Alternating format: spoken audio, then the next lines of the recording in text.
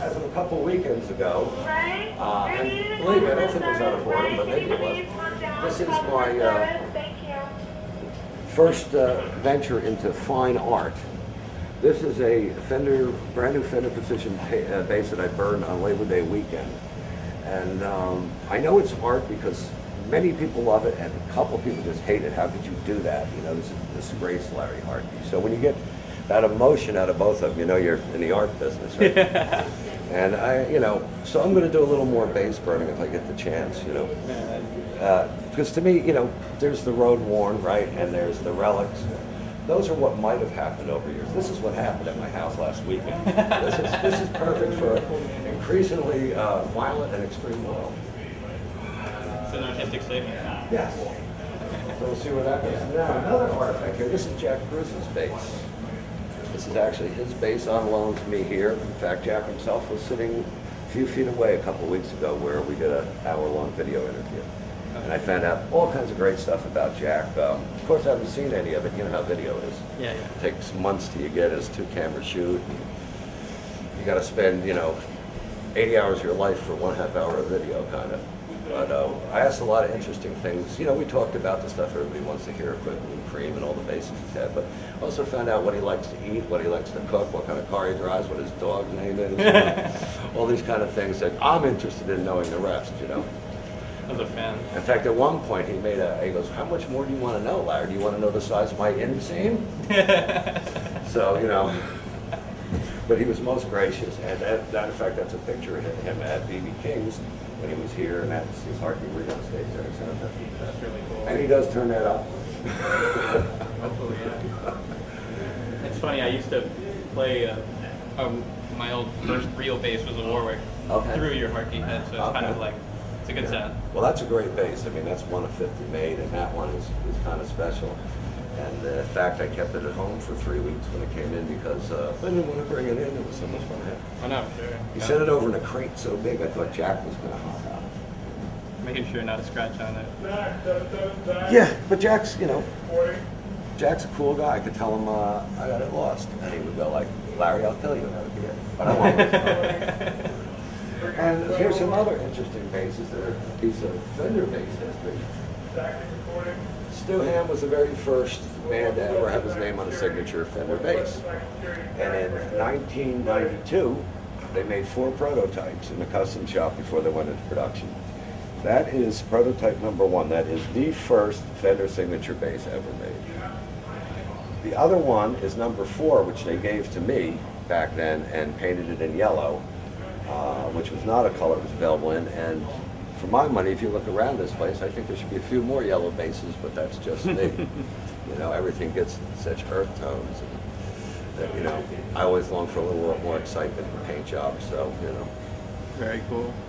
So yeah, those are really a piece of Fender bass history. Reunited for a while here, I asked Stu where number 2 and 3 are, and he said, gee, I'm not sure. I think I gave them to people or something. I was like, I don't think I did that. It was, they were my pieces of history, but, There's the Billy Sheehan bass. That's the Billy Sheehan bass, right? This is the 25th anniversary one, I believe, yep.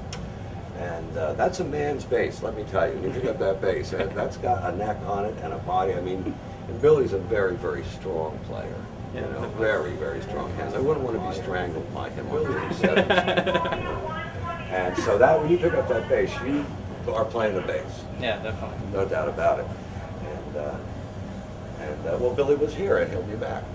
We're doing a lot of artist things here, which is great. We have Victor Wooten here, as I mentioned, Jack Bruce, and Billy was here.